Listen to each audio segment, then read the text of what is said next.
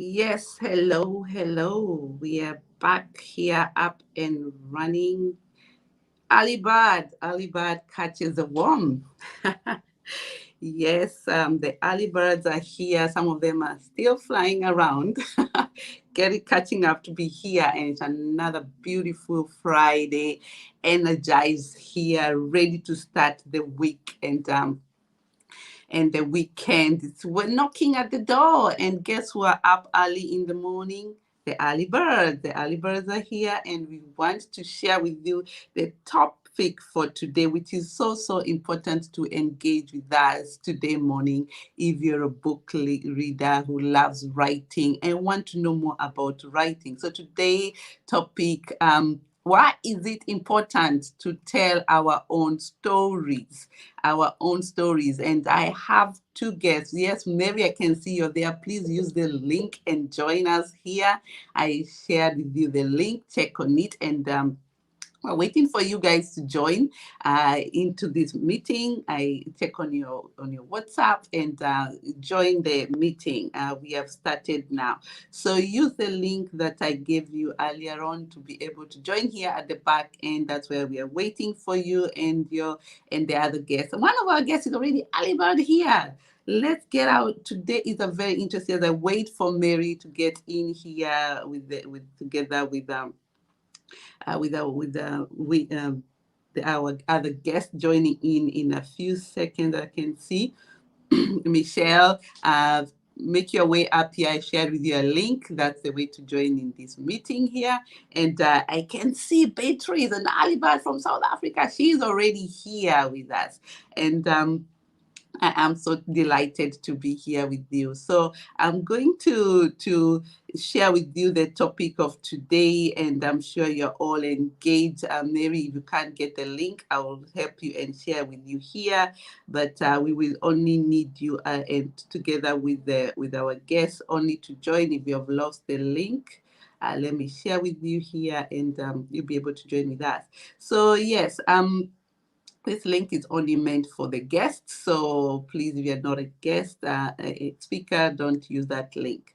But because we cannot reach our guests today, who are early birds as well, already brought the children to the kindergarten and they are ready here to get started. We are going to. So I've shared with you the link there, and Mary and yes, use that link that I've just shared there, Michelle. Let's get started here. And don't want to spoil the broth of today. Today is a very important day. We have a very important topics, as we said. Why is it important to tell our own stories? So important. And I can see my guest is here, and I'll share with you some things there to give you a hint what is coming as I get the guests coming here, and to show you what they have been doing. And I'll start off with the books that Mary Gichuhi has been writing there. As you can see, lots of books. You can see that she's writing. She's written out 7 books, and she'll be sharing with us one of the books that they have already written together with Michelle. She'll be talking about that, and also her favorite book, which is From the Refugee to Living Free. This is a very important topic that she will be talking to us. And apart from that, we also have from Beatrice. She'll be here with us, and she has this book. Do you remember this lady here? Yvonne Chaka Chaka, yes, she wrote a story about her. So this is a place to be right now. And my guest is already here. I will go on introduce Beatrice Achaleke. She said she's coming all the way from Sydney. Can you hear as well? And I need to unmute you. A brightest African good morning to you, African women in Europe. A brightest continental good morning to you from South Africa. Welcome, welcome. Thank you for joining us. It's a very important day to have you here with us because we want to hear about your books and getting to know how you got into the book industry and how you're thriving. And some of you who don't know her, this lady is a very popular lady, right? Here in Europe. If you're in Austria, you'll have heard about her. But she moved from that area and thrived in another direction, and now she's writing books. And her GloBUNTU Books, and I cannot emphasize. We've been following her. If you have not followed her on Facebook, and every other week, I think even today you have a show, right? We'll be following you up. So introduce yourself. Tell us who you are as I bring other guests here, and tell a little bit about your books and how you got into this journey as well. Joy, it's a real pleasure to be your guest today. You're doing amazing work in Europe, and you just got kicked out. How can my host be kicked out? No, no, So no. while she's I'm coming here. back, I'm here. uh, I'm the, here. I'm here. I'm just giving you the audience so that people can see you oh, I better. see. I Don't see. Okay. worry. We want to promote. It's about you. It's not about me. They know me, all of them. Oh, they want to see who this lady is. Let me give you the stage. Is all yours. I appreciate very much. Thank you so much. So, first of all, thank you so much for having me, Joy. It's a real pleasure to be here and to acknowledge the work that you're doing out there in Europe, bringing African women together. It's something that we must do in times like this. And from now going forward, with the energy that I see in you, things are never going to be the same again. So some of us tried a couple of times, but we're building foundation stones so that the next generations could carry on.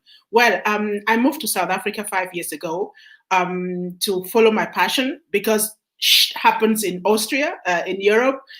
Sometimes you are in spaces where you outgrow and then things start crumbling down and you don't really know what it is.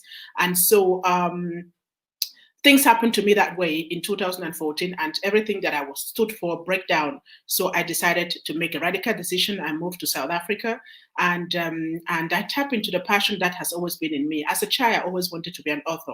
But you always get orientated by family members, by people who mean very good for you. So I went through different channels but when I moved to South Africa at the age of 46, I decided that I wanted to tap into that passion. And up until now, I have been able to write 19 books. Before I left Austria, I had written 3. So I've written 19 in the last 4 years. The first 9 of them have been approved for schools. And since April last year, I launched a masterclass for young writers. Up until now, I have coached 12 kids to write and have their own books published. 7 of them have been published by GloBUNTU Books, and the first 2 are award-winning African young writers, and they just won the 2020 African Authors Award, and their books have been approved for schools as well. So, and the other 7, their books have been submitted this year. They are currently being reviewed for approval in schools, and I focus very much on women. I love to get women to write their stories because the books that I write are about African history. And when I go through memory lane in history, I discover that there are not many stories about women. There are not many stories. When I look at the book that I wrote on our Nobel Prize winners, there are just 3 women in there. And so I'm very passionate about getting women to write. And Joy just mentioned the book. This is one of the books that I just finished on Yvonne Shaka Shaka. I think we know her. She's a legend. And when I met her, I was introduced to her by a common friend at an event in 2018, and it was very clear for me that I was going to go beyond a selfie. I refused to take a selfie with this powerful woman. I grew up with her music, like maybe some of you. So I decided that I was going to go beyond that and add a value to what she does and allowed her to add value in my space as well. So I proposed to her to write a book. She said yes, and I went to work, and I'm very happy that today we have this book. And Joy, before I hand it back to you, there is one book that is very close to my heart. It's the beginning of this journey. It's the book that I titled Shit Happens, How to Transform Your Individual Breakdown into a Collective Breakthrough. It tells you about my journey in Austria, 20 years life in Austria, and how everything broke down. And I moved here and then tapped into this thing. Sometimes, you outgrow a space. And if you don't leave that space, you may limit the powers of who you become. So when I left behind everything that had been that I thought was my life, I tapped into something new. And the magic of that is, the creativity that I was able to tap to and the many books that I write and the children that I mentor today to write their own books. Thank you so much for giving me this space. Wow. This is quite impressive what you've done. And I'm impressed with all that you're talking about the books, and even bringing the children to write the books. It's something that I thought it's quite challenging. And maybe you can tell us, because now we are focusing on you right now. As I wait for my guests, I can see the guests are coming in as well. Mary is already on board here. Thank you. I'm trying to get Michelle to also get here. Please, Mary, can you share with the link also with Michelle so that she can be able to join here? And why are you so passionate about writing books? Could you tell us why are you passionate about writing books? Joy, as an African woman, it's important that we write books. We grow up in an oral culture. Our culture is oral, meaning we tell stories. We are storytellers. And now we're living in a culture where everything is written. Everything has gone virtual. So we have to follow by that. And I personally believe that life is a story. Our life is a story. The way we tell our story determines how people perceive us. And the way people perceive us determine what we get, and what we get become our reality. Okay, so if we want to tell a story that is uplifting, that allow people to respect us, that allow people to invite us, that allow people to sit with us on the table, we got to tell a powerful story. And when I look around, I see many powerful African women. We're all in our spaces doing our thing, but our stories are not being told, not the way we want. Quite a lot of biographies that are out there for powerful African women and men are written by Europeans or Americans. And I'm saying no one can write your story the way you want to tell it. And when you write your story, you reinvent your life, you reintroduce yourself to the world. Okay, many people think that they know us, but they know us from the little window that is open to us, the little space that they know us. But we're much bigger than that. So when we get to telling our story, we take people into our space, we reintroduce ourselves to them, and above all to ourselves. And listen, in Austria, I was the anti-racism trainer, I was the diversity and inclusion, whatever they called me. But in me there was a light of an author in me. Had I not moved away from that space, I wouldn't have been able to tap into it. And today I can stand up and say, I am an author, I'm a publisher. I am building a legacy. When I see the children whose lives I have touched, how their lives have changed beyond the book writing space, into the family, and out of the family into the schools, and they're getting awards. Nothing is ever going to be the same in the life of these children. You get them to write books at a very early age, and that becomes a lifelong legacy. It's going to be here when they're gone. It's going to be here when they have their children. Their great grandchildren will read those books. And for me, it is something so powerful because it's indelible. No one can take it away from you when you become an author. Wow, that's very, very powerful. As you just said there, it's so important to write our own stories. Yes, Awe has been doing this for some years, for since last year, about for nine, and we have been writing our stories. So we are very good people. We are giving out our true stories, but we did together. We could not. We are not. We were actually. It's a path, as you said. You help people to write. We decided, 11 of us. We write our own story the way we know it, the way we understand it. It's not a rocket science English. It's a simple written book. 11 women writing small stories. You don't have to. If you some people think you have to get so old to write your book. Yeah, you have to be so old to have enough information to say. I was the kind of that person saying, what am I going to say? I said, well, I have already enough to say now. What if I'm not there that time? Who's going to tell my story? Yeah.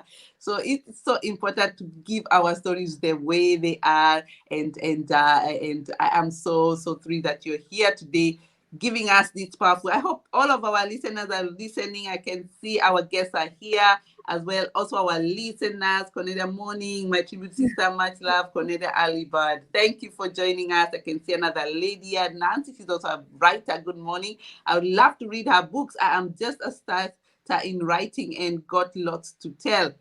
Good person to reach here. She is doing amazing one and very prominent people. She'll be giving us more on that as well. And I want to recognize everybody else who is there. Let me know where you're listening from. Liz from Germany. Hi, thank you for joining us. Share with your friends. It's a very important topic today. It's all about telling our own stories. Thank you, Mary Gichuhi, you're here and you made it. Thank you as well. Michelle, we can't see you so well. Maybe you might put your camera a little bit down so that we can see your face. and cognize you. Welcome, both of you. And I let you introduce yourselves because we were waiting for you eagerly. You have really power ladies out there doing amazing. My US, I have Michelle. It's 2 a.m. in the morning.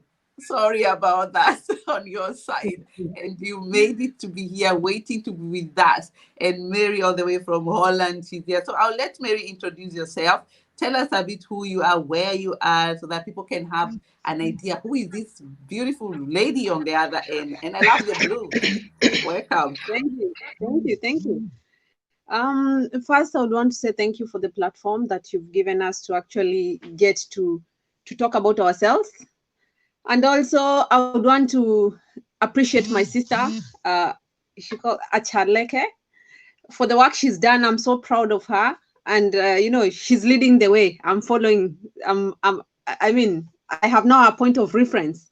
So I'm proud of her, and may she continue to impact others. So precisely, my name is Mary Wanjiku Gichuhi. This is, I think, at that time I've been hosted on the show.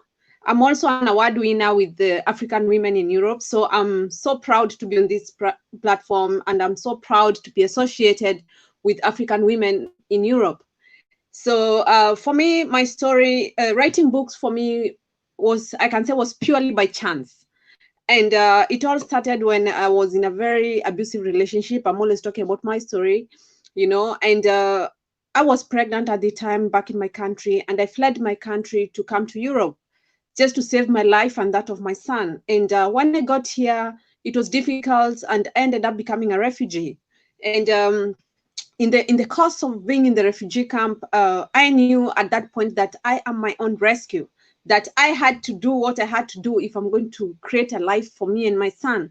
And that's when, because I was doing my PhD back at home, I decided with the knowledge that I have, I can be able to put my story into writing.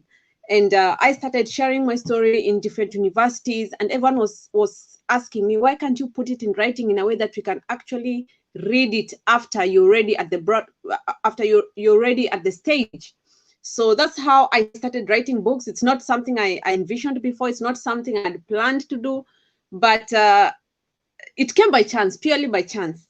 So since then, I've been able to write at least 8 books. I've collaborated some of my books. Like right now, we've just written one book with Michelle, who is here, a book on women. So precisely, I'm so proud to be here. I'm so happy because I'm going to learn from these power ladies. Back to you, Joy.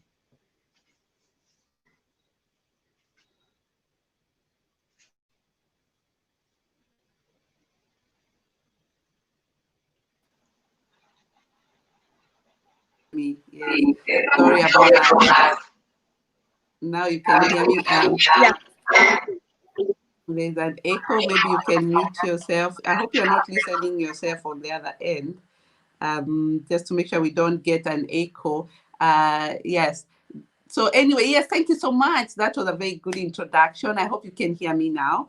And let me know whether the rest of the people listening, sharing around, thank you for those that are making time. Let us know you can hear me well and can hear us well. And yes, thank you, Mary. That was a great introduction there about who you are, your background, and how you got to the book. And I can't catch up with you, young lady. I don't know how many books, and most of our members are amazed. The first time you had the first book where you won the award, and then it went on. Now you have 7 books, and even I'm happy to see that you're joining up other people. And then also you're gonna be on the Awe book volume 2 as well. I'm looking forward to that as well. And it's amazing how much we can all start writing our stories. We don't have to wait until the time comes. And I'm gonna be sharing with you one of the some of the books that she has shared as well, and so that you can all look at it. There's 7 books, right? And she will be talking a little bit about each of them as we go on. But before we go there, I want to introduce Michelle here. She's all the way from the US. Thank you for making time for being here. Please unmute yourself and introduce yourself to my guest. Good morning, ladies.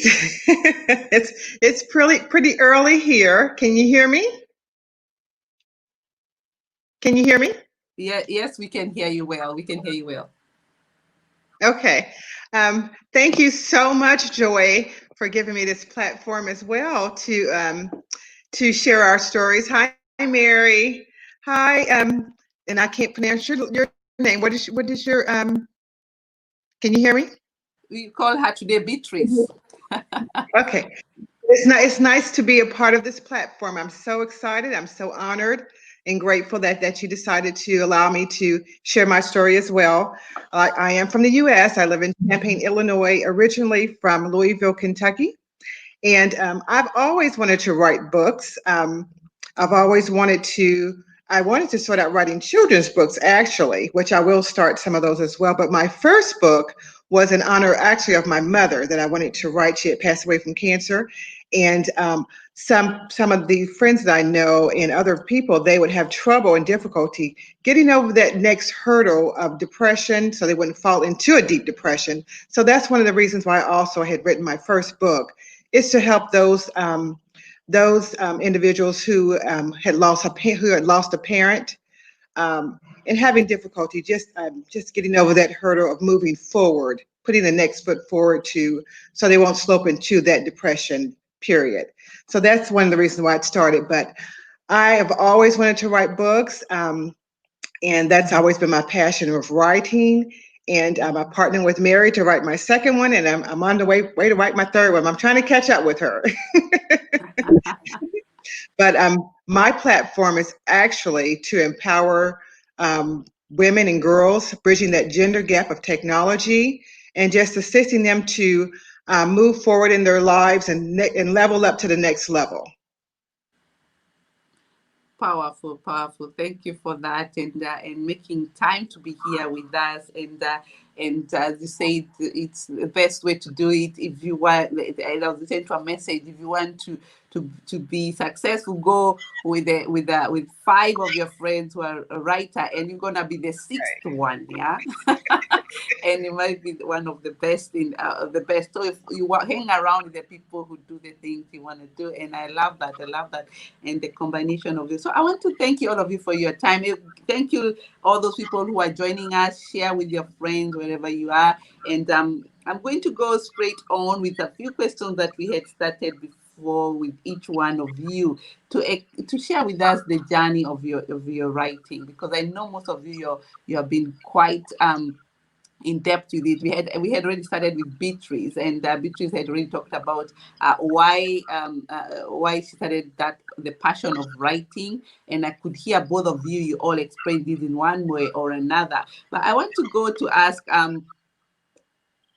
especially the two of you, the two ladies who wrote a book about women's guide, master of art of living free, and I'm going to share the book here with you, everyone, so that you know which book, because these ladies have so many books, and I'm amazed how much they have in the. But it's so good to make sure that all of you, and get yourself on Amazon. All these books, I'm sure they're on Amazon, guys. As soon as I share with you, please let us know about whether you can already start looking at them and ordering the book, because how do you empower each other? By following. This is the book we are talking about right now, A Women's Guide, Master the Art of Living Free. It's a book written book, authored, and my question for you, both of you, anyway, you can share. Why did you decide to write the book? Especially it's for the women guide. It's such a powerful thing to do for women, and both of you brought it up. Give us an overview and how the book will also help the women in their lives. So I'll ask both of you. We'll start with Mary, and then go to Michelle in the same order and the same question: why you decided to write the book and how it helps the women in terms of in their lives.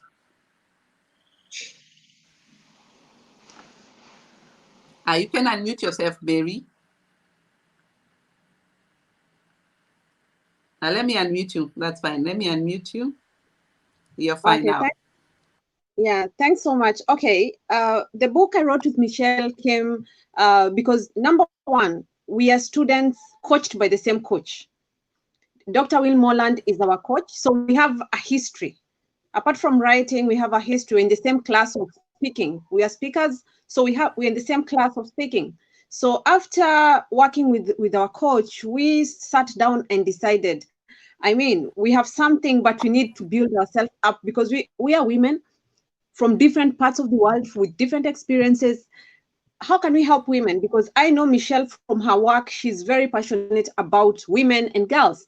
And on the other hand, I've actually written a book on women, and being a woman, I love to support women. So we sat down and we said, let's do something on women, keeping in mind we are from different, we have everything is different about us, but that's the beauty of coming together. So precisely that's how we came up with this book. So this book is precisely about the lessons she has learned in life as a woman and the lessons I've learned in life as a woman in Europe and from Africa and her in the US. So we've brought all our ideas up to make this beautiful book. Yeah. Wow, wow. Interesting, interesting. And I'll go ahead with you, Michelle, and tell us also your version on the book, why you wrote the book and how it will be impacting the women. The reason why I wanted to write the book, can you hear me? Yes, we can hear you.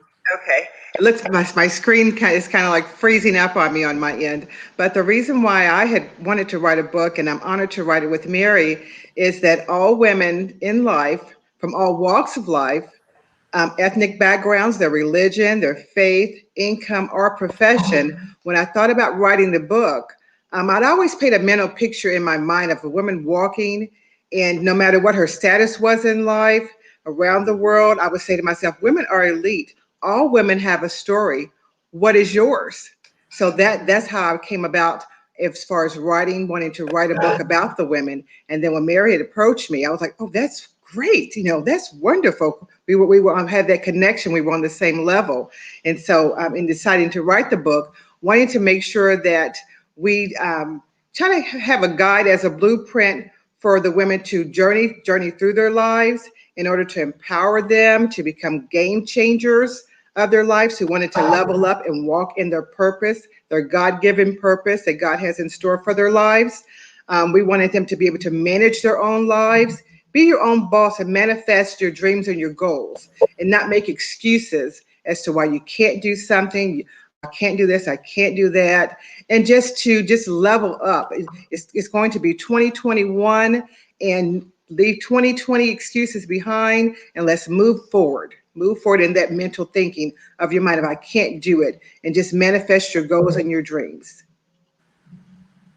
Wow, wow. You said it all. You said that we women need to speak up. We need to share our stories, as you said, and combining the two books is quite a good way of doing this as well. And I will go straight now to Beaches. Beaches, you're such an amazing lady. I mean, how many books have you read? Was it 40, 49, if I was right?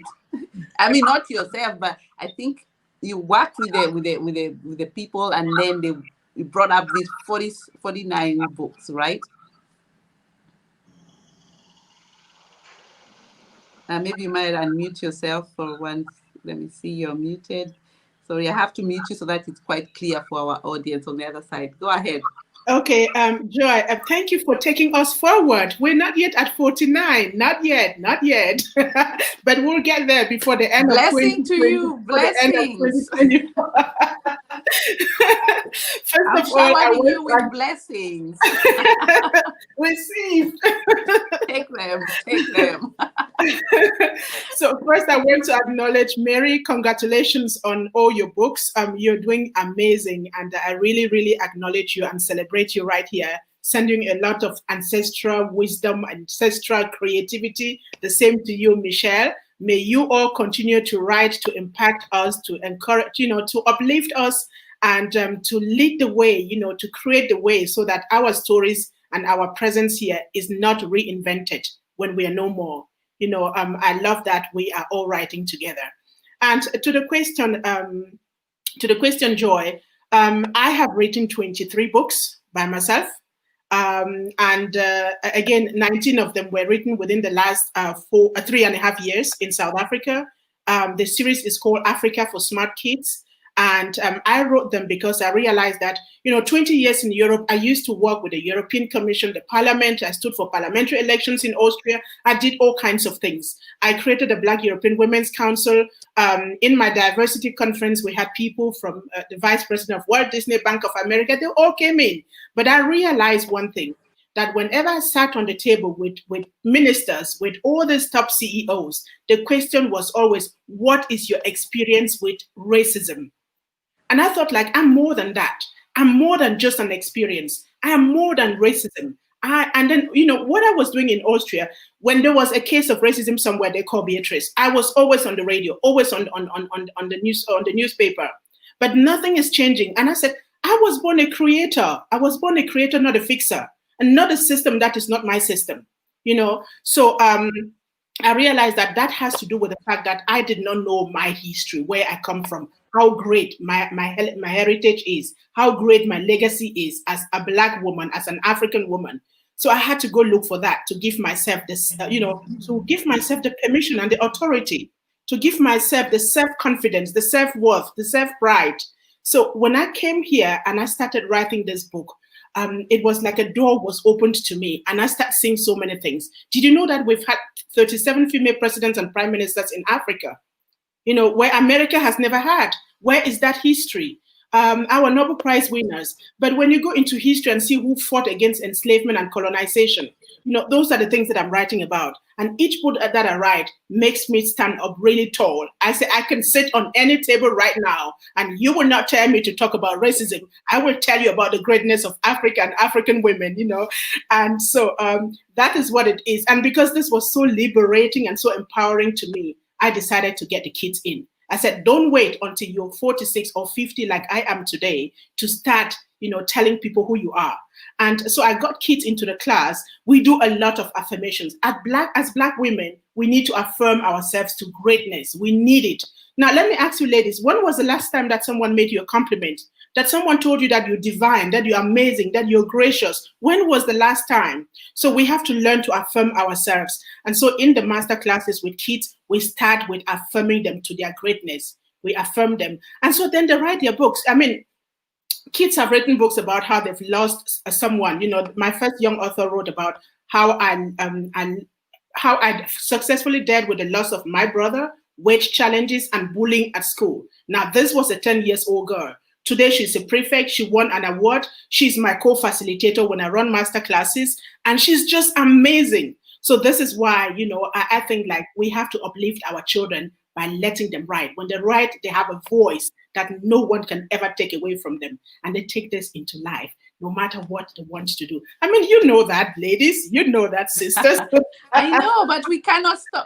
We have to continue preaching. I mean, you know how it is. You have to say so many times, and then somebody gets a aha moment, right? And I like the way you say you work with the two, because the story behind your writing with your daughter. Can you tell us a little bit about that? Oh yes, my daughter, she was born. My children are biracial. They were born in Austria, and everyone reminds them in Austria that they're African. So when they came to visit in South Africa, everyone reminded them that they're European. So my daughter is always saying, so where do I belong? And in Europe, they asked her all kinds of questions. So when she came to visit me, her friends were texting her on WhatsApp and asking, do you have electricity in Africa? Do you have internet? Do you have anything to eat? Are you sleeping on the trees? Should we send you something to eat? And she was like, Mom, I can't take these stupid questions anymore. Can you start writing that book series about Africa so I don't have to? And, 20 years in Europe, I got to answer some of those questions. Someone asked me, how did you get here? And I said, I walked, and then I went on horseback, and then I swam, and I got to Austria. And she believed. So this is how little, the world knows about us.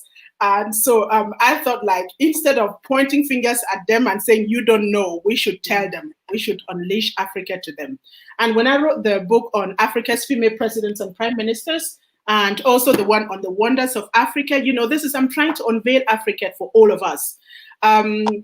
my daughter came in and said, okay, Mom, these are Africa's first female presidents and prime ministers. What I'm going to do is I'm going to sponsor the illustration of all of them, because the pictures that you have, some of them are not nice. We're talking about female presidents and prime ministers in Africa. They got to look nice. So she sponsored her classmate to illustrate these pictures. And today you can have them like a series of posters. We have it as a set of games that you can play. The game is called Guess Who. And this is sponsored by this young girl. And for me, it meant a whole lot. She said, I'm not writing, but I am going to sponsor this president because the world must know that we've had 37 female presidents and prime ministers and chairs. So, we can take our children along on their own terms and conditions, and we must just, let them know and appreciate when they come in this way. Wow. I mean, I'm so thrilled because of the what you just mentioned there about the children and what they make us do, right? And not only them, but the circumstances where we are, that we find solutions for our problems. And you just not even started short, went all the way to get all the historian ladies out there who are doing amazing one. And my favorite one, I'll share with you here right now. Yvonne Chaka Chaka. Who doesn't know Yvonne Chaka Chaka? My goodness. I love this woman, and I hope and pray she can come grace our event. So it's something that we really love this. The thing is that where I put this lady here, look at her face. I mean, the way she said, the way we present her people, I mean, I don't know how old, maybe 3 or 6 years old when I was following this lady. And she looks just exactly the way we look at it. And we're looking, I mean, black don't crack, guys. We have to follow these stories. Great writers. No, that's not the least. She has a lot of people that she has been following up. Check out on Amazon. I believe all these books are on Amazon, right?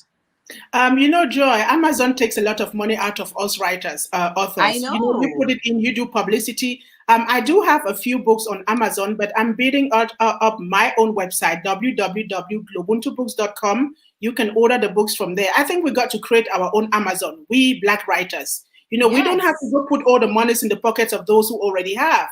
We need to create our own platform and start consuming, create. We can create our own Amazon and start selling our own books and keeping the monies as well. And then we take people, into our spaces. So if you want to check it out, I'm www.globuntubooks.com. That's where it's still a work in progress. Please write for me on the private.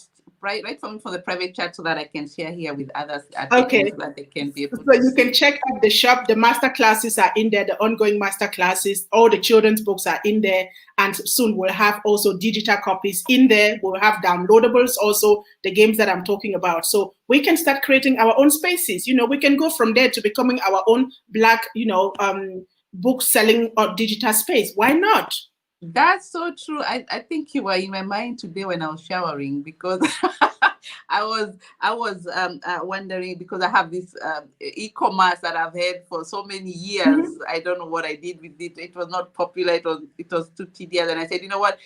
People are not yet ready for e-commerce right now. And everybody now is make us ready. Make us ready. We got to make ourselves. Now everybody is ready for the e-commerce. And I was thinking, what should I put in the books? And I was thinking, like, why don't you help people with the people who are struggling to sell their books? Because I know in this journey, since I started with the Awe book, we have noticed so many people have problems to find books. I mean, Amazon, I only put there to just make sure that they don't print it for me.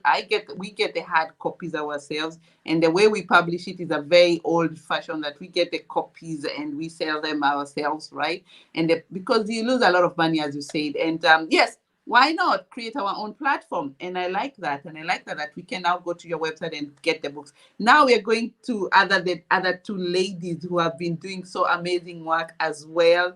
And I'm so thrilled as well with Mary. Mary, we are going now straight to you, and I'm unmuting you right now so that you're ready. And you have written so many books. I mean, 7 books. And I still have your books, to be honest, like the first one and the second one. And there's this book that you're so passionate about. Yeah. And I think this book is one of the story book I think talks about you. This is like your story, and you put you call it like your brand, the one that you released it also not long ago. And tell us about this book, From Refugee to Living Free. Tell us a little bit about that. First, I would like to say that thanks to our friend Beatrice, because she has really, you know, power filled us with good information. She has opened our eyes to something amazing. I like that, because it's true. We need to come up, we need to create, you know, or else all our money will be creating, we will be writing books and all our, will not make anything out of it. So thanks for that information. So yeah, this is the book Joy is talking about, From Refugee to Living Free. It's my signature book. And the reason why I have so much love for this book is because this book was inspired by the Holy Spirit. I had to fast to write this book. I went through 21 days of fasting to write this book. The other books, I actually just wrote them out of my own knowledge, wisdom.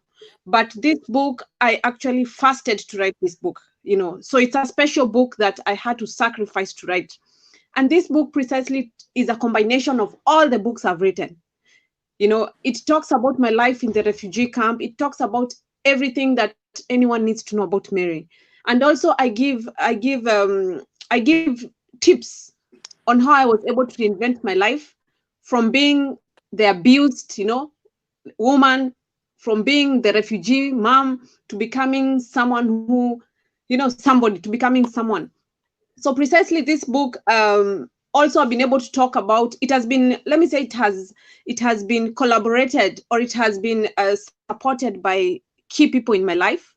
That is one, my spiritual father, and also my coach. They helped me write this book in one way or another. It's a blessed book. That's why I am always talking about it. So if anyone wants to get the book, it's a bestseller book also. You can see the badge there.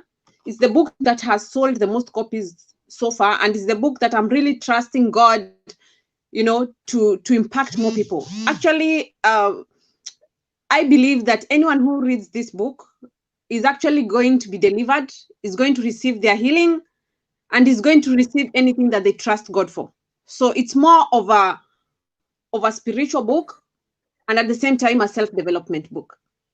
Yeah. Wow. And I believe you, when you read the book, really somebody understands your story very well. You wanted to give us also about the other books, especially the ones empowering the women, the first book you wrote, because I think that was also a very important book as well. Yeah, the first book I wrote was 50 Winning Habits Great Moms Know. And that book came about because of my struggles as a new mom, a single mom, having no idea about how to raise a child in a refugee camp, having gone through all the things I went through. So I actually put down all the struggles moms go through and how I was able to come out of that. So this book is specifically for women to help them maneuver that journey of being in the hard times. Yeah.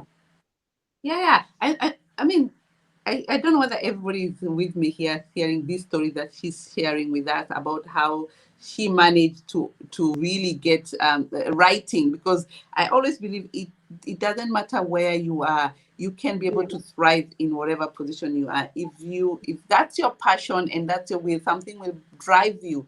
Follow your passion and follow it throughout, and it's so important. And that she's been writing these books at the camp, as she's mentioned, and this is something that amazed us African women, you know, when we were doing the awards, and I say the books are quite a lot. Maybe you can get it, because I can see you also have some book, Reborn to Live Free. You also have the one for the students, and maybe give us a quick throughout about this book, because I think it's something people need to understand. What kind of style do you write? Which type of book people should expect?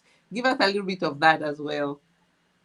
Okay, number one, I'm a motivational speaker. I'm a self-development, self-help writer, because all my books are actually geared, mostly my target market is for people who are going through hard times or challenges, and how they can be able to come out of that, or be able to still stay motivated and create a purposeful life.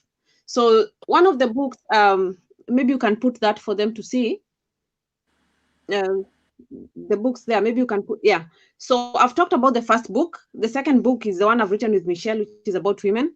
Then there's Reborn to Live Free. This one I've collaborated with a writer from Kuwait, and we precisely bring our experiences together, because he actually fell from the second floor of a building when he was a child, but by the grace of God, he survived. So the experiences he has and the experiences I have, we brought them together and created that book. And then there's depression. 22 tips to reinvent your life. This book precisely, I wrote it just to challenge people who say who are always giving excuses in life. People are always saying, I'm in this situation, I cannot come up with anything. So precisely, I show them the journey that I took, because all my books is precisely about my journey. These are not books that are written about anybody. They are just books that have used my life experience to help others. Then there's the other book there. Which book is that on top there? For depression, Mary's Motivation for Depression Survivors. I believe, I can't see well. I believe that's the book that is there. I can't see the list well. But that one is because I struggled with depression, especially after I came to Europe, in a country I did not know anybody, in a country I did not speak the language, having no friends, having nobody. I went through serious depression. And actually, I would say writing was one of the ways that helped me to go through the healing process.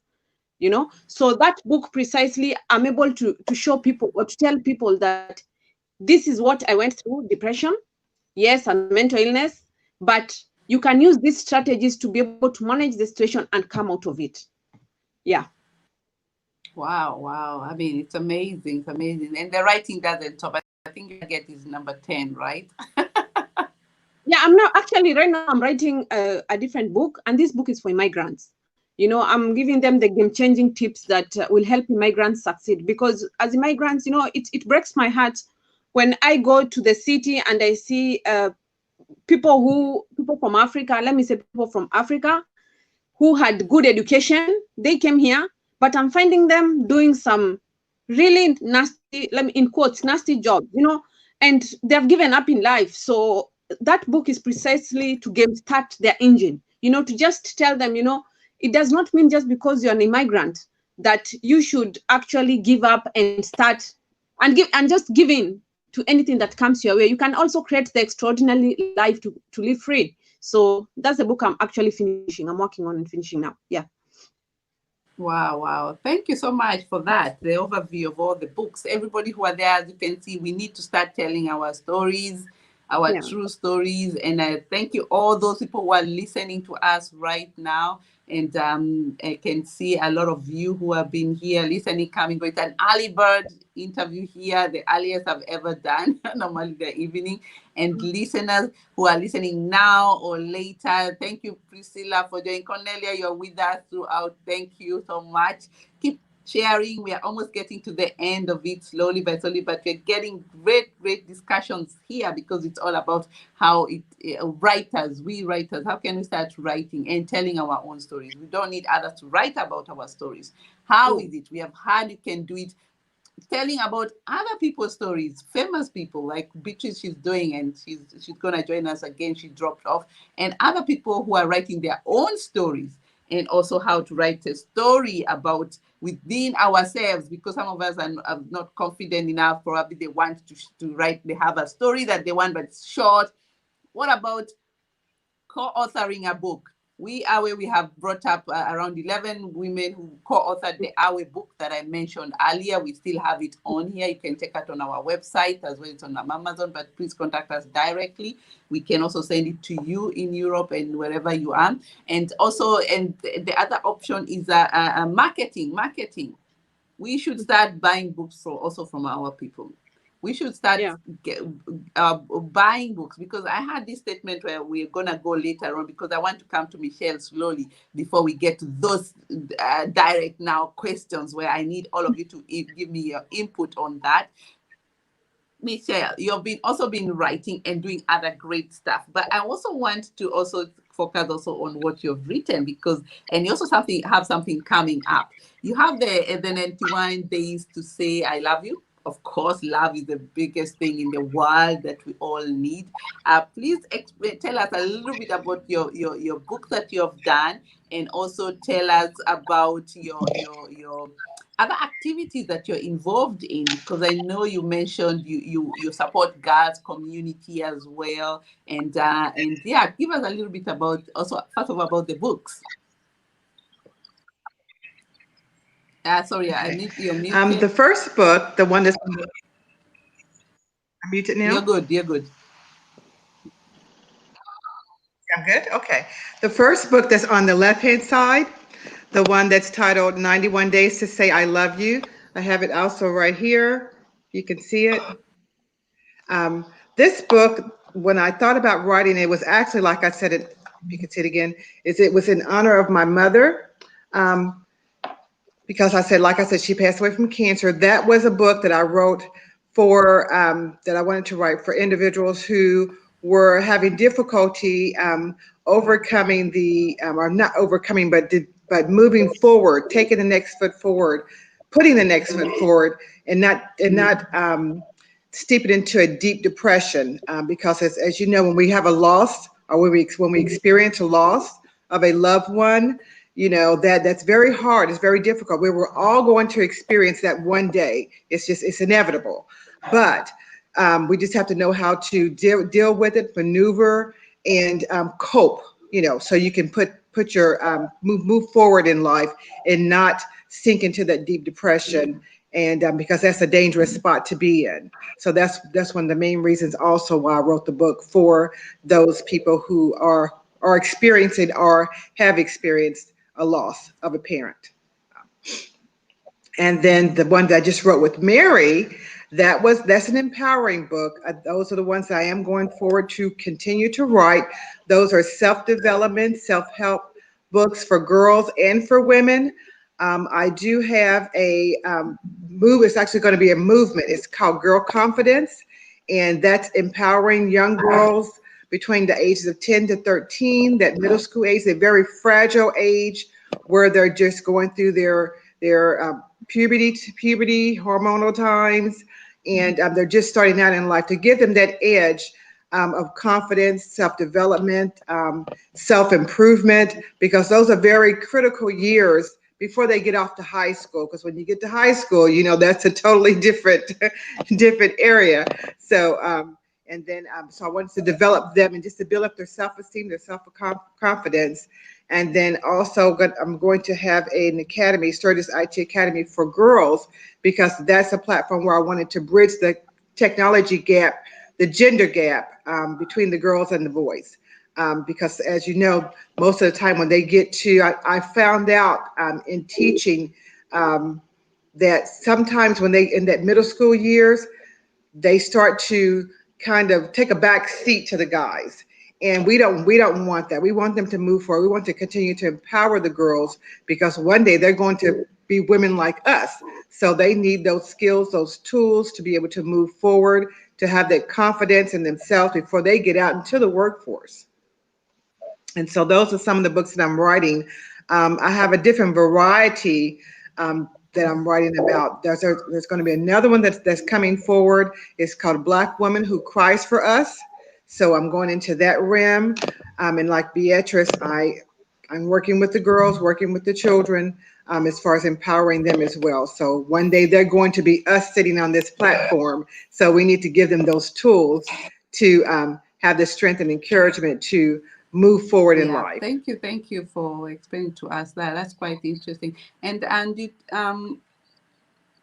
you said you've mentioned about the two non-profits for the girls, yes, and I find it quite interesting, and your focus of also supporting the girls, right?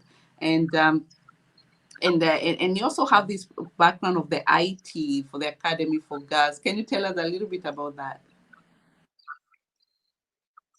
Well, the IT, the computers, that's actually my background. I have my MBA in MIS, Management Information Systems. So that is part of my background. And I love technology, and I love to assist the girls in building their self-esteem and building their confidence and those tools that they need in the technology field, so they won't take a backseat to anyone.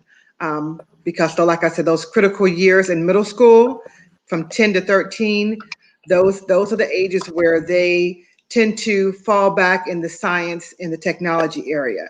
So that's really what I'm geared towards, and far as that, keeping them focused in their self-confidence before they get to high school, because high school, that's a totally different animal.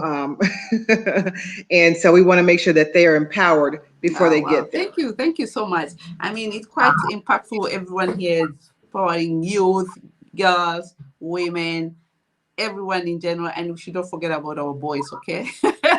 We should never forget our boy child. I also have two boys around here, and I know they're not good with reading, but they're gonna be catching up with us and helping us in different way. But I can imagine, Beatrice, you also have voice in your youth because you're dealing with the youth. That I find quite interesting. Now, I want to get into the marketing and the narrative that goes around that saying Africans don't read books. These are statements that be going around, and I want now to open a discussion here. And thank you everybody who's listening to us and sharing. You can put on your comments here, however much you can also join this discussion about why do they say African we don't like reading books. And I'll start with Beatrice. You know, Joy, I'm sorry, my network was a little bit bumpy. I keep jumping in and out, but thank you for your indulgence of always letting me in. Listen, I want us to understand something.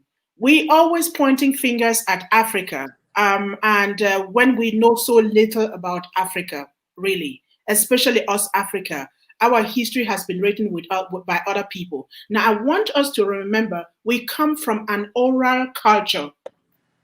The fact that we don't read books doesn't mean that we're not intellectual. It doesn't mean that we don't get the stories. It doesn't mean that we don't tell our stories. It just means that we have a different culture.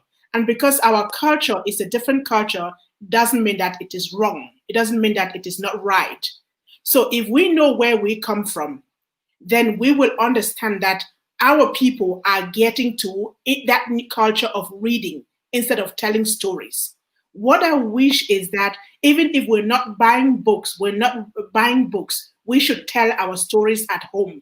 Tell the story of your grandmother, your great-grandmother. Tell the story of your mother and your great-grandfathers. Tell the story of your ancestors, okay?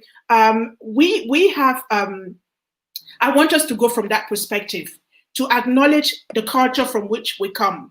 And based on that, encourage ourselves to embrace the new culture instead of pointing fingers at us, instead of accusing us. So much goes orally. And I think what goes orally is something that is close to you. You're close to someone, you sit down with them and you tell the stories. You tell the stories of people who are close to you. It comes with emotion, it comes with passion, it comes with love. It's like, which is different from reading a science book. So when you cultivate that love of telling stories, because books are stories, even science book, even the most sophisticated chemistry book, it tells a story of an atom or whatever it is that you're telling. So I wish for us to go from that space and encourage ourselves to, while we're doing the oral thing, to read as well. So, and not to, to kind of put us out there as if we're not reading books. I acknowledge my people. When I see the children who are around me, they come in and they want to pick a book. It starts by you telling a story and then they want to pick a book. So we should create ways on how to introduce ourselves to reading, to the reading culture. And it starts by creating the love for stories, the love for storytelling, the love for knowing who we are, the curiosity of trying to know about things. And when you get that curiosity, you will hear the aura, and then the next thing you're going to do is you grab a book. So I want to be an encouraging person, not an accusing person.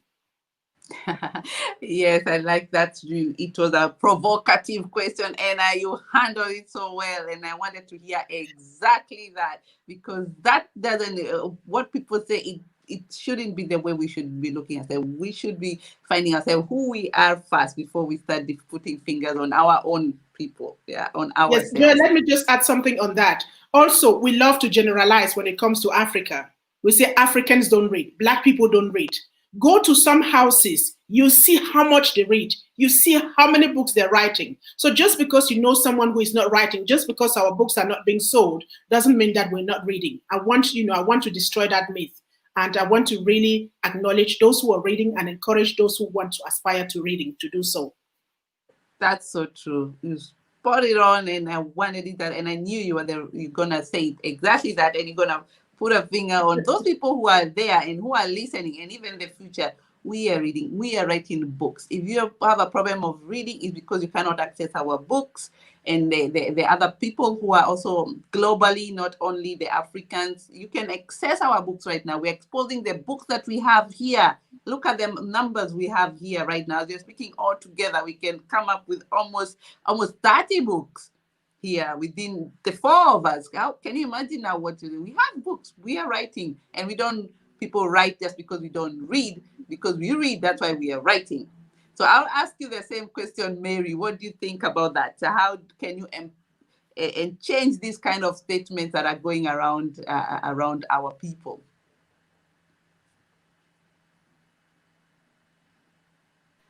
Yeah. Okay. Yeah, you're Actually, I unmuted now. support. All right. Yeah, I support my sister 100% with that. You know, also people need to realize that this change is coming. Change has been ongoing. We are not the same people 50 years ago. You know, Africans are not the same Africans you knew 50 years ago. There's change. You know, they always say there's the only constant thing is change. I think we have mastered that art. So they should not like base everything from what they had from our great grandfathers. You know, we are different. We have gone to school because we have better opportunities now. You know, so people should look at us from the point of view that we are the same. Number one, we are the same. I always believe we are the same, but given opportunities, we can actually do more. My experience with life outside here is the thing we lack most of the time is opportunities. You know, most people maybe they don't want to do much, but maybe the opportunity may be limited. But given the opportunity, believe you me, Africans are capable of doing 50 times more better. That one I can attest, and I know, because most of the African people, they're smart. That is a fact. They are smart, you know, and they are willing to do it. They are willing to do whatever they have to do at whatever cost. So given a chance, people need to change actually their mindset. They really need to change the way they look at things. Even our own Africans, we need to believe in ourselves, you know, because we can. Look at all these books. Look at our sister here, what she's written. It's amazing. You know, it's amazing. It comes from one of us, and it shows the potential we have as a people. So we need to love ourselves, appreciate ourselves, and realize that we have what needs, we have what it takes. Yeah, and just appreciate and support each other. Yeah. Straight to the point. You mentioned it all, and I love that, because we are all in the same concept. We can write, we can read. Yeah. That's no discussion about it. And we're gonna go this. Go ahead, Michelle. Give us also your perception in your view on this topic. My view on the topic. Yes, can you hear me? My view on the topic is, I know that we're smart. I know that we're capable of doing anything that we put our minds to. And the reason why I say that as well is because everybody takes from us.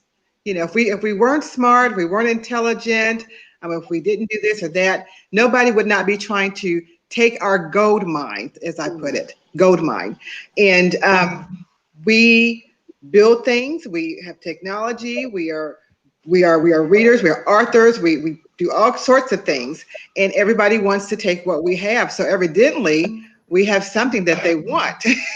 We just need to make sure that we come together and continue to be that driving force, that strength that keeps moving and moving the needle forward, you know, of technology, of business, of whatever that it is that we want to be or want to do in life, because everybody else knows that we are forced to be reckoned with. We just have to realize that. And it's coming slowly. It's coming along, but we are a force, you know, to be reckoned with. Our culture, we are. Yeah, and I'll just go straight to you again on a different topic, because since you're on the mic right now, and it's about buying now the books. Now we can read, that's a fact.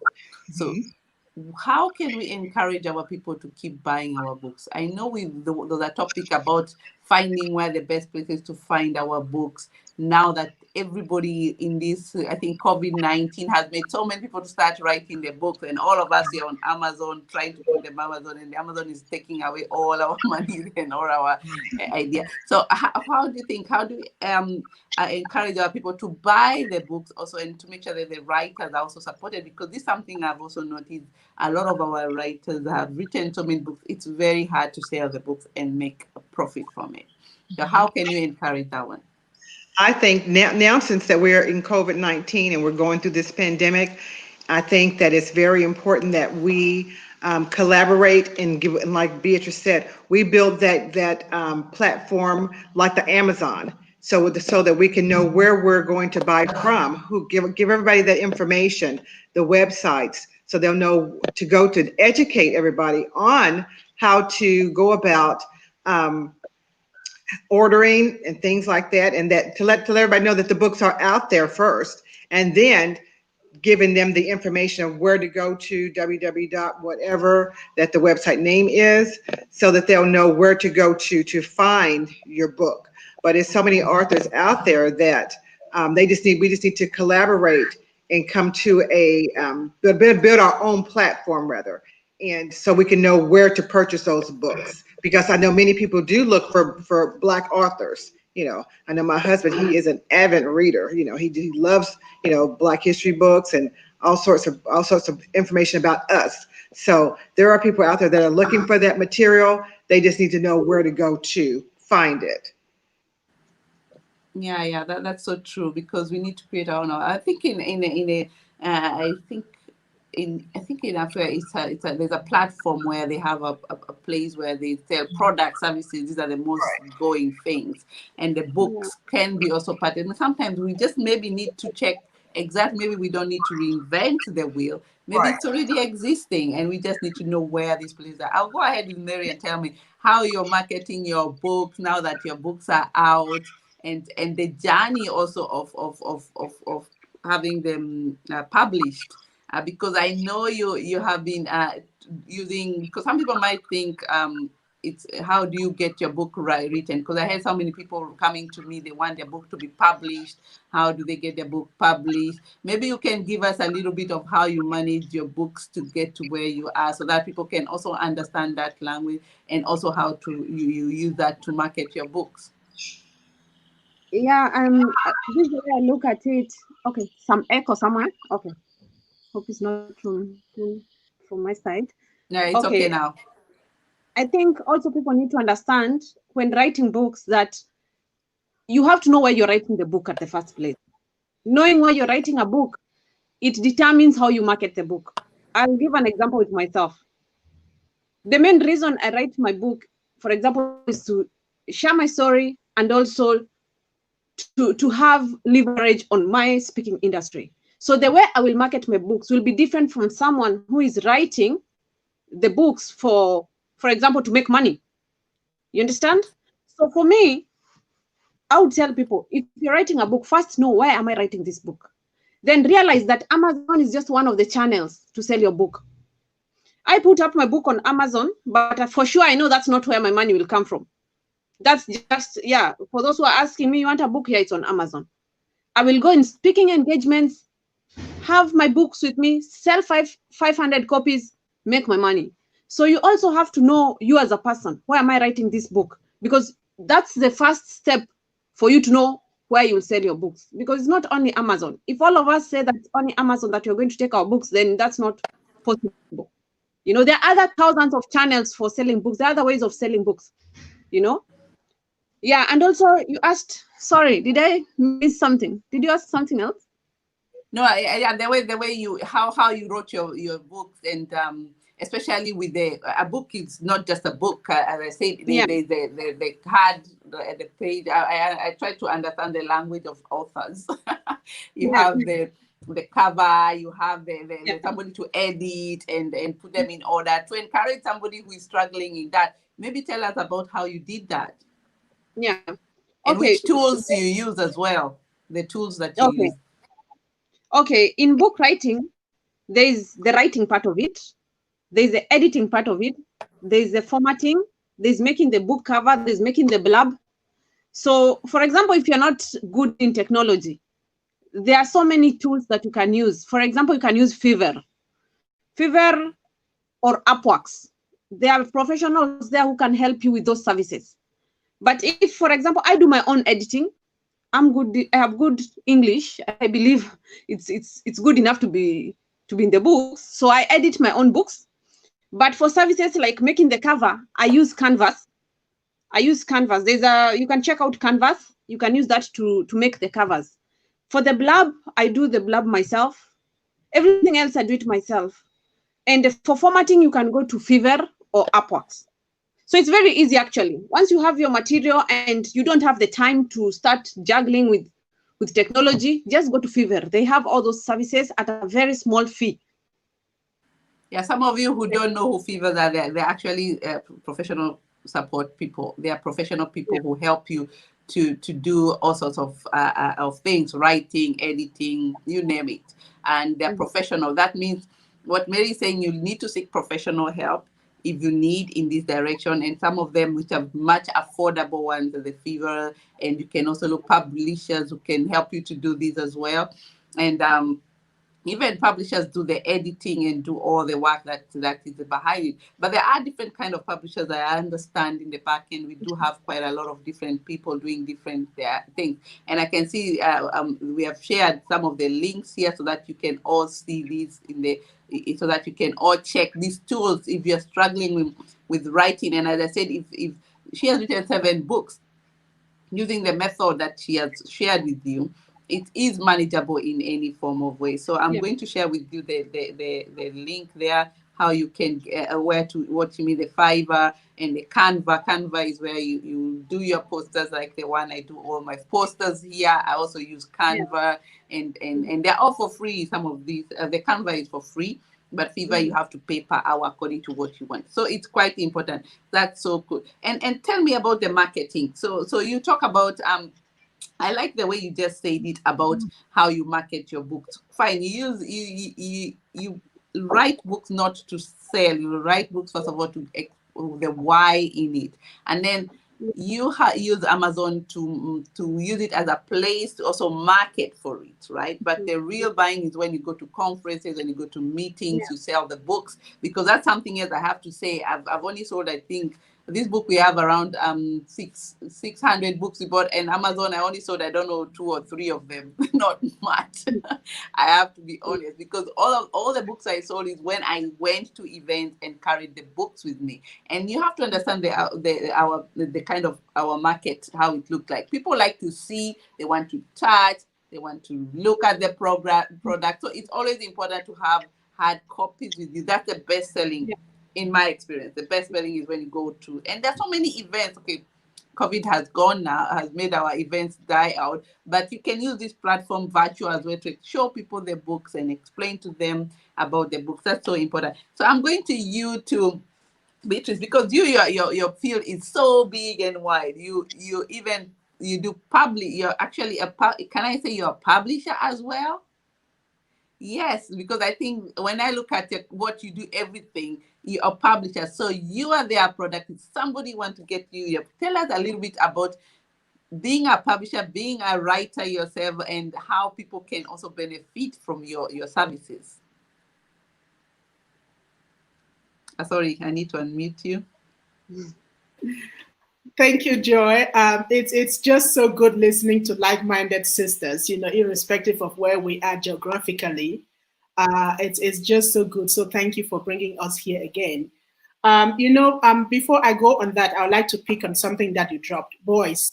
We have this gender equality thing, and sometimes we have our boys doing things out there. And I wonder whether it comes from our education or it comes from the fact that we're very focused on the girl child and then on women, and then we're leaving out the boys.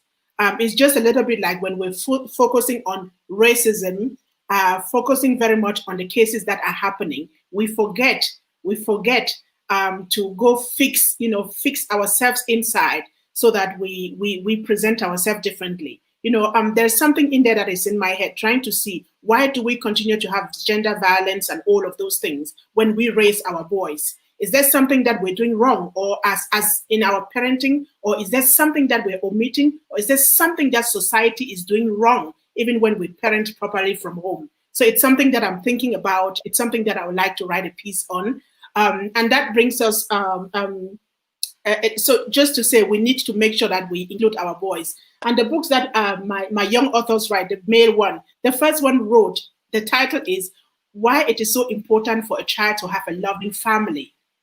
And I mean, that is so powerful coming from a boy. It's not like, what is it important for a boy to excel, to be successful? So having a loving family. And that got me thinking. It got me thinking a whole lot. about, what we can do in that space, also in terms of writing. Now, that said, let me rush quickly to your question. What Mary said and what Michelle said is very true in terms of marketing. We as Black people, just on the continent, we are over 1.2 billion people. That's a huge market. We have the youngest population in the world. Africa has the youngest population in the world. And over 50% of our population is below 20. So that's a reading space. That's a reading market that we have to target. And now, how do we get our books to these people? I come to what Mary said. When you know your target market and when you know what you want to impact with your books, you determine what to do. Now, when you come to the GloBUNTU masterclass to write your book, the first thing that we try to identify is what is it that you want? What is the end result? What do you want to achieve with your books? And then we help you to write a book in a way that allows you to create multiple income sources from your book. One myth that I need for us to destroy here today is the fact that you can't get rich for your book, except you're writing Harry Potter's or whatever. But some of the books that we write may take us there when we're no longer. So now you have to try to generate multiple incomes. I struggle to sell. There are moments with the 29 books that GloBUNTU Books has now as a publishing house. Sometimes you have 3-4 months that don't even sell a single book. So you got to create other programs alongside your book, books that you sell with your book. Now, there could be master classes. That's where I would likely generate income. And when people come into the master classes, they may likely buy a book. You have to go to book fairs, okay? You have to do book launches, do road trips. You have to find ways in order to generate income aside from the book. Because the book is just one source of income and not a regular one. And it doesn't bring, now you have a book, you're selling it for $10 on Amazon. Amazon will likely give you $2.5 for the $10 book that you sell. Now, how are you going to make your money there if you're not selling millions of books? And on Amazon, if you're not already selling many books, you're not even featured at the top. So people will have to search and search for you in order to see you. So you are in there in the big bookstore, but you're lost. Now, how do you get there? Either you market and let Amazon get the big chunk of the money, you get traffic to them, or you create spaces like we're saying. And this is why, for me, the GloBUNTU book space is very important. Because in that space, we can decide to sell the books the way we want. We have a collective space. If we have different books that are coming in, we can give discounts. We need to give our people discounts in order to get them in. The pandemic has taken so much money out of the pockets of people. And there's going to be a lot of reprioritizing when people get back to normal, if there's ever going to be normal, or from here going forward. So book buying is not going to be the first priority. Now, how do you get people to buy books in spite of that? We have to go into some of our books. This is what I'm doing now. A book like this one, Wonders of Africa. What am I doing? I'm breaking it down, giving people small pieces, small chunks that are downloadable. Okay, they can be posters. They can be, a PDF that they can download. So you don't need to get the whole book.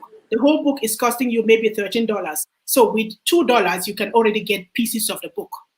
Okay, so you still have the book. We have to come up with new ways on how to market the book to our people by breaking it down. Look at this one. This one is very big. This is 350 pages, Black Wisdom. Now, I'm in the process of breaking this down and say, okay, you want the wisdom of Kwame Nkrumah? I give you just Kwame Nkrumah for a smaller amount of money.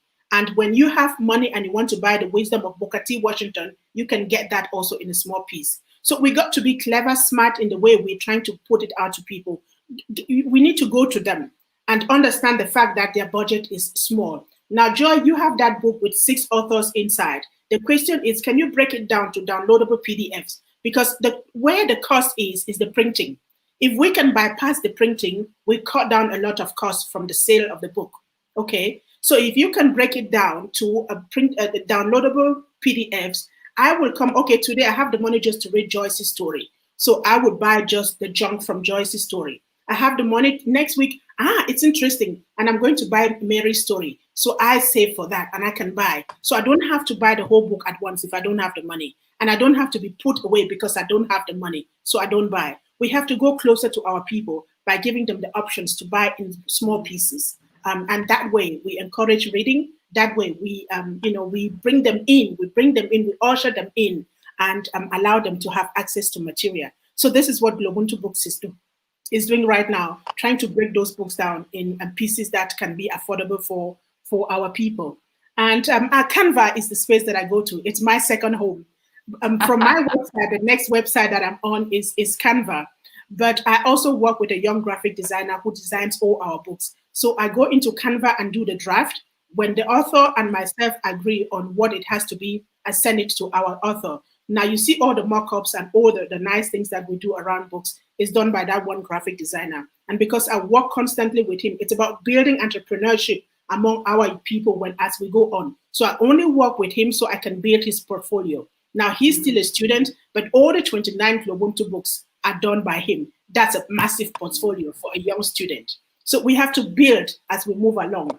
And that strategy also means that I don't have to go to anyone. It may be too expensive. When you stay with one, you can negotiate. You negotiate, the way you want to work with them. While you build them, you also have special prices, and that allows you to move on while building someone else. So I think GloBUNTU Books, we're going to go digital. I don't want to go source another space. I want to grow that space. And it is an invitation to every Black person who is publishing. If you want us to go in that way and you want to join us, you're most welcome. At GloBUNTU Books, we do something that other publishers, classical publishers, don't do. We don't own your copyright. You own your rights. And when we sell, you pay for the design of the book. You write. There's, like Mary said, you have to. There is the front cover. There is, the whole formalities in the book, and then you have to edit. You have to. Developmental editing is very important, where you look at the flow of the story. Is it right, and all of that. Mm-hmm. And then you have proof editing to make sure that all the things are correct, and the language and the punctuations and so on. And that one I normally send it out, because when I stay on the book for too long, I'm dyslexic, so I write with a lot of typo, and you always find typos in my books. So don't let that stop you from writing. And so when you do that, what we do is we do the designing, and the designing is what Mary taught, the layout and all of that, and then the book cover design and all of that, and you have it ready. So what we do is, when the books are printed, you pay for your printing cost, and I advise people to print on demand. Don't go print 1,000 pieces when you don't yet have the market. And while you're still in the designing process, we give you a pre-order form. That pre-order form you can already start putting out while we're doing the editing and final designing. Put it out and ask people to support you by pre-ordering. So by the time you're printing, you already have a budget that allows you to print just that quantity that you want to deliver. Okay. So when you print on demand, you save money. You only print when people have ordered the books, or you print a little bit so you can have an extra. And when you sell your books, you keep all your money. When we sell your book through our channels, we retain 30% for administrative purposes, because we want to support young writers. Whereby Amazon will keep 70%, and some classical publishers will keep more than 70%, and they will keep your copyright. At GloBUNTU Books, we don't do that. You own your right. You pick our young author's book. The youngest is 8 years old. Its copyright is their name. It is their intellectual property. So we're trying to go that middle way to let people own their intellectual property and to have more money in their pocket. Now, if you have a big network and you sell 1 million books, the money go all to you. GloBUNTU Books doesn't take a thing. If we sell just 2 copies of your book, that's where we retain 30%. And for me, that is the way that I want to offer. And I know I've been speaking for a long time. I came to that joy because in 2013, a publisher in Austria rejected my book 1 week before the book was supposed to be launched. I had put in place everything. We had 600 copies pre-ordered already. And because this person wanted to change, the title of the book was The Business Case for a Cultural Diversity. So they wanted some changes inside that I absolutely did not want to change. So he said, then I will not publish. And I said, go to hell. So that is how my publishing journey started. And I had to publish that book. And from that moment on, I said, I want people to own their stuff. You don't have to align with someone else's vision if your book is going somewhere. And today I'm proud. I mean, had I not done that, I wouldn't be the publisher that I am today. And I will not go any other journey, So when people come to me, I advise them, if you can self-publish, that's fine. We coach you through the process. The more young publishers, self-publishers we have amongst us, the more stories can go out, the more we can write, and the more entrepreneurs we create. So that is the way to go for GloBUNTU Books. Sorry for speaking too long. No. You're just spot on, because I love that, because at the end of the day, we have to support somebody who is trying to do something at the end of the day, not Yes. just stories. We are action program here. We are talk and an action is always set for you guys whenever you come to our interview. And I like that you can hear all about how you can write your story. Mary has told you how to write your story. Michelle also told you about why you should be doing that. And now you have Beatrice telling you exactly she has a platform. Why I'm saying that, because once we publish this book, I've been receiving so many people coming to me asking me, where can we publish a book? And ours, we did it in the UK. We also had issues with our publisher, first publishers. We had to go to the second one. You get a lot of issues when you're trying to bring your book out. So and I'm happy to hear that you're there and you're in South Africa. Anybody, doesn't matter where you are in the world, they can reach out to you and do the publishing of the book. This is brilliant. Now I have somebody to run to whenever I get questions. And even as we speak right now, there's somebody working here who really was waiting to hear about what options and people were writing, because people are writing, people have started writing, but they need to know what it costs and how much you need to do and the processes and how to market yourself. And I liked about, I don't know about the PDF thing. I'm always worried about PDF stuff, because what you see, it's been copied and sent everywhere, and you never get your reward as much as you did. You know how it is on internet and the WhatsApp. Everybody sharing other people's book, and it's really putting the writers in a bad end. But I encourage people who are also doing, there's another way of audio. I am an audio listener, because most of the time you'll not be able to listen. How about putting your stories into audio?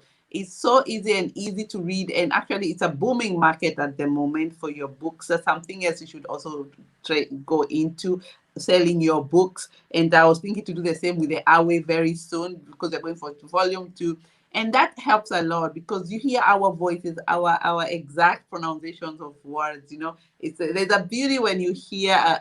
For me, I'm very more visual and the listening, and my speaking is also catching up sometimes, and I like that. So guys, we are almost 1 hour and a half talking. It's unbelievable, the message here. Time goes really fast, and it's so important to all the messages you all told us. Thank you, our listeners. I can see they're all coming up here with quite a lot. There's one particular, I'm going to acknowledge all of you who are here, and I can see somebody here gave us this statement, Bill Jerry from Holland. We want to tell our story because it has been told by others, and like Chimamanda says, if you want to dispose a person, tell a definitive story of that person rather than many stories that make a person or a race. We want to tell our stories our true way, the way we want. Yes, Chimamanda is one of Chimamanda is one of our really idol in terms of African. I love her way of writing. You just hear yourself the way it's written. It's typically purely African, a way you can relate to it. I love one of her famous book as well. And I can see here, yes, Yebo, there you go, South Africa. Cornelia, she's here with us, moving, really encouraging all of us. She's also a very powerful lady here in Germany.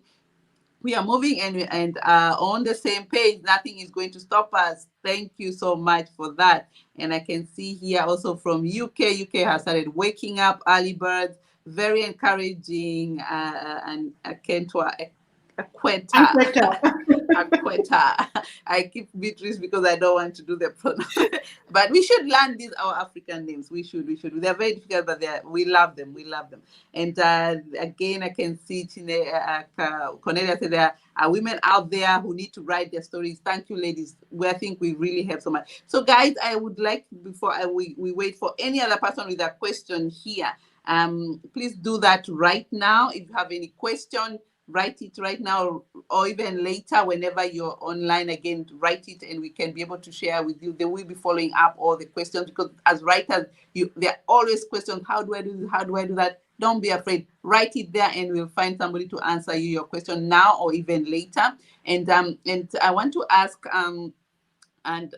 Mary and Michelle, if you could write to me where we can find your contacts, and then we can share here on our private chat so that I can share with you here as Beatrice starts already to tell us where we can find her, and she shared with her link already, and I'm going to share it there. Just tell us where else we can find you as well.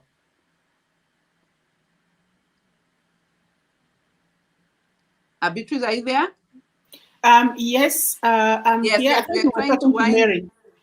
No, Okay.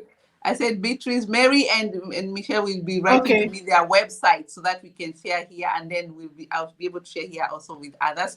If you have anywhere we can find you, is also okay. You can also verbally tell us in your next round. So anyway, I'll go. Beatrice, tell us, where can we find you, and tell us also about your next shows that are coming up, that people can also follow your videos that you have been doing as well. Thank you, Joy. I want to pick on on what you mentioned with audio. So remember, I was saying, you have multiple, you have to strive to create multiple income sources from your book. Audio is one of them, and the audio market is huge because the audio is you can listen to that book when you're doing your chores at home. The book is, you have to be stable. You have to pick the book and sit. And we also have to think there are some people who can read and write. So when you audio your book, you assess that market. Okay, there's some people who are blind, but they want to learn as well. So when you audio your book, you can access that market as well. So it is a huge market that we have to look into. And I'm glad that you mentioned that. It's one of the big, untapped markets when it comes to book writing. And it's also one that doesn't give you the cost of going to printing. You don't have to print. You have to sit in the studio and do a proper audio. And when you have that done, it's a once-off thing. You're done. And you can serve a whole lot of people. So you can, GloBUNTU Books, you can find them at www.globuntubooks.com. Some of them are on Amazon, but as soon as my website is up and going, I'm going down from Amazon. I have no intentions of staying in there. Again, I wish for us to start creating, even when we're starting from scratch. Amazon started from scratch. Canva started from scratch. So many people started from somewhere. So we got to put out that first step and allowed ourselves to grow. I started by writing one book. And where am I today? Mary started by writing one book. Michelle started by writing one book. So you started, one day you created this platform and you've been doing more conversations. And so if we learn how to create and allowed ourselves to grow, it will grow. So I have no intention of being a second-hand person on someone's space and bringing them all the revenues when I can keep them for myself. So I'm going to that platform. Once my GloBUNTU Books is up and going, I'm going down from Amazon. I want our people to find our own spaces and go there. We have the dollars, we have the rands, we have the shillings, we have the euros, we have all of them, the pounds. Why don't we put it in our own pockets? So that said, you can find me at the moment at www.globuntubooks.com. The digital books are still in process, but I'm hoping that towards the end of the year, we will have them. I'm a single entrepreneur, so everything that is in there, I do it by myself. I do the website by myself because sometimes you have to really put it out there. So some of the processes are a little bit slow because I have to go learn the technology and then create them because I don't want any excuse to stop me from, creating that platform. So for the moment, you can find me there. At the whole of August, we launch almost all the GloBUNTU books with the exception of 2 or 3. The Yvonne Shaka Shaka book we haven't launched yet. So if you go on Facebook and you check GloBUNTU Books, Africa for Smart Kids, I'm going to type it in. You can follow all the conversations. You can meet all our young authors. You can meet the adult authors as well. You can meet our award-winning authors. And what I did during my conversation, Joy, that no normal person does, is I took you into my manuscript. In each one of the Africa for Smart Kids books, I opened up my manuscript so you could see what is in the book, so that you know what it is. It was a way of encouraging people to write books, so you already see what it is. And if you're writing and you don't have a writing template, and if that is what is stopping you from writing, talk to me, inbox me, and I will send you a template. But you have to promise me that you finish that book. Whether you publish with GloBUNTU Books or not, it's not an issue. The issue for me is write that story, bring it out, shine your light, let people know who you are, let no one invent your presence when you're done. Or that, Mandela once said, across the century, the world over, people come and go. Some people leave nothing behind, not even their names. And that is painful. You want to leave behind your name. And one of the best ways to leave behind your name is writing a book.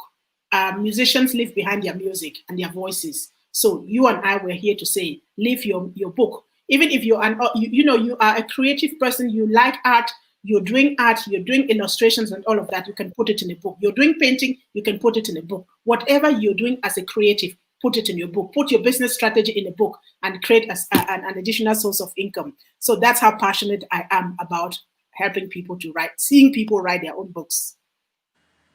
Thank you for sharing with that. Very powerful as well, and I believe all those we can find you. I've shared the link there, GloBUNTU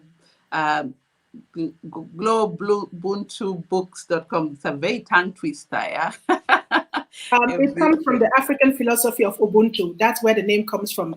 And GloBUNTU is a concept that I developed out of that. It's a self personal growth concept. That's the concept that I use to teach people how to write books. So you first get to know you. I am. Who are you? So we start from there. Yeah. It's something that is very deep. It's another conversation, but that's where of another day. I can't believe we're gonna be meeting, gonna get us a lot. We are meeting again on the African Women Virtual Summit, which I'm gonna be saying at the end. You'll be also there talking about a lot about that as well, and other stuff as well as being in the politics world. I want to know how was it when she was there in in the world that she was in at that moment, and also sharing with us about how we African women can also support each other when you're here in Europe. So I'll go again now to Mary. Let me start with let me go with, because she just sent me your contact here, how we can reach you. I go to Michelle first because I have here your information, and then I'm gonna go to Mary because we want to hear exactly where do we get all this information. So Michelle, tell us, where can we find you? Currently, you can find me on Facebook. That's one of the main social platforms that I'm on. I'm also on Instagram, but not as much. Everybody tells me I need to get on Instagram, but I don't quite like it that much. But but I am on Facebook, so you can find me there. And I put my Facebook link in the comment section. Yes, I've already shared here on the screen. You can see that Facebook as well as also on Instagram. It's also on the chat. You can put it's also there as well. So thank you so much for sharing that with us as well. So I'm going to go to Mary, and you can also share with us where we can find you, where we can find your on how to get your books and your information as well. Yeah, for me, I couldn't write, but anyway, you can look for me. Sorry, yes, we have a chat on the right side. Okay. It's okay. Okay, I will be able to type it in. I'll type it in. Yes. Okay, Mary Wanjiku Gichuhi is my Facebook, which is the same as my LinkedIn and YouTube. You hear that one, eh?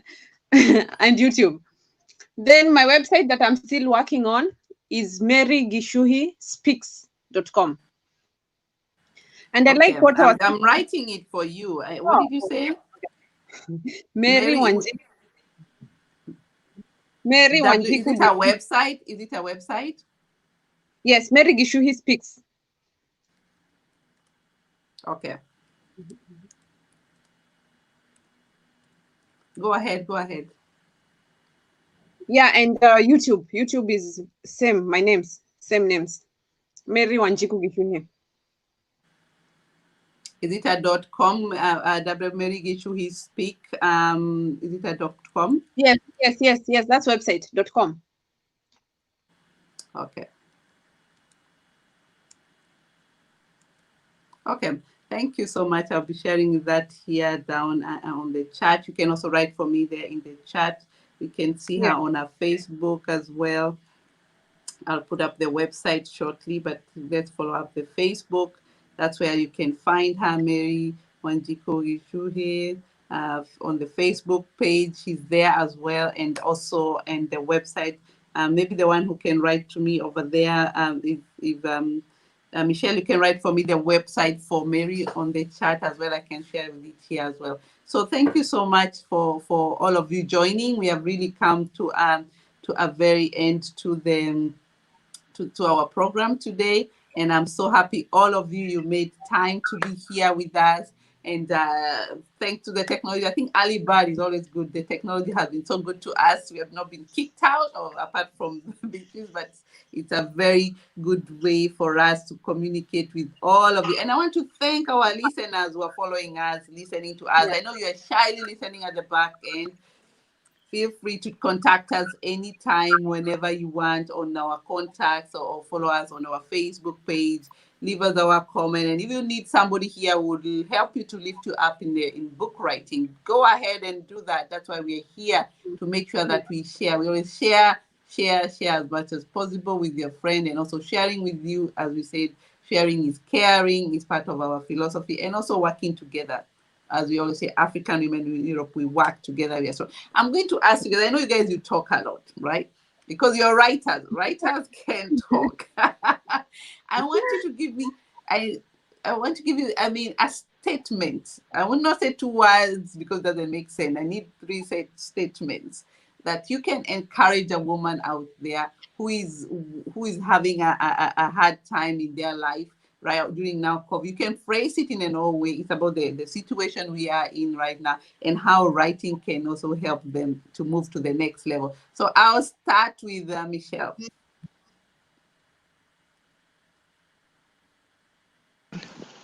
Yes, you're unmuted. You're unmuted. Muted now. Can you repeat the question for me? It's about, we are giving out a statement, just a short statement, to encourage African women and men globally, the situation that is happening now, COVID-19, and how writing can help them, and reading books can help them to also go through to help them in these situations. I would first like to say writing is very therapeutic. I think it helps you to maneuver in your emotions. I think if you write them down on paper and you see them on print, that is your avenue to move forward, to grow, to learn. And in doing so, I think you encompass and you develop the whole and the whole person. You embrace the whole person through that therapeutic writing. So I would encourage everyone to begin writing, and like Beatrice said, the kids right now, and I think that's wonderful for them, especially during this pandemic. There's so many different emotions running high, that I think it is very good for everyone to begin writing their story. This is really the perfect time to write, whether it's male, female, or kids. I think it's just wonderful. So that would be my statement: to write, to release that therapeutic energy. And you never know when you write what that story may entail. You're going to help someone. So just know that it's not just for you; it's bigger than you when you write your story. Thank you for that. And Mary, go ahead.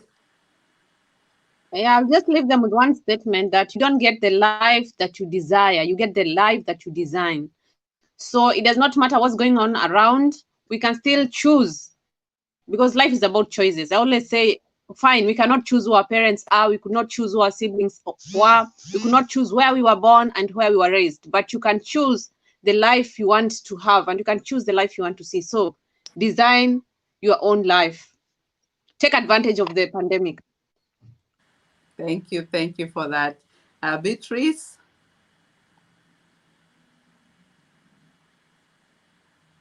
Thank you. Go ahead, we can hear you. The pandemic does not make you. You must make the pandemic. In every challenge, on the other side of every challenge is a huge opportunity. And if you change the way you look at things, the things that you look at change. That's what I learned from Wayne Dyer. So I started a class called Detox Yourself from COVID-19. Because just like Michelle says, writing is a form of detox. It's one that allows you to go inside of you to cleanse and to gain clarity, to gain serenity, and to redefine yourself after COVID-19, and so that you can reintroduce yourself to the world. I can say that, how are you going to introduce yourself to the world when this is over? How are you going to introduce yourself to your great-grandchildren, when this is kind of, after this? So I'm encourage you to write, because it is therapeutic, like Michelle says. You help design your life, but it also gives you clarity and serenity, and it gives you a new sense of purpose. My book, Shit Happened, I wrote it out of a very challenging situation. And when I was finished with that book, I was able to make the radical decision to move to South Africa. Had I not moved, I wouldn't be who I am today. So don't let the challenge put you down. Let it empower you. Let it uplift you so that you get into your next, let it take you to your next masterpiece, like I would say. So that is it. Wow. Thank you. Thank you so much. Thank you, ladies, for being here. It's been a pleasure to have you here for almost 2 hours. Oh my God. One of the, well, I think it's the second longest interview I've had, but we are there for a reason, to support somebody else. And I hope everybody else will be listening. Please put it when you're cooking, put it when you're doing something. Just listen and hear these stories, because they're so important for you, and share with somebody else you think might be going into this direction. Contact these beautiful ladies with beautiful experiences. As I told them, I call them the expert already in their right, advanced African writers, and there are so many of them. All of you are great women doing great work. So I want to thank you, everyone. Wish you a good weekend, and hope to catch up again with different topics in different angle. And as I mentioned earlier, we are going to be meeting again